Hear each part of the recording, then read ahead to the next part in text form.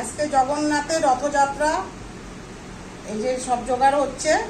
সকালবেলা একবার পুজো হয়ে গেছে, তারপরে ভোগ রান্না হলো, ফল কাটাকাটি হচ্ছে, মোটামুটি জোগাড় হয়ে গেছে সব। তারপরে পুজো করব, করে সবাই মিলে রথ টানতে বেরোব। জগন্নাথের প্রিয় কাঁঠাল সব কিছু করে নিলাম, লাস্টে কাঁঠালটা ছাড়াচ্ছি। কলা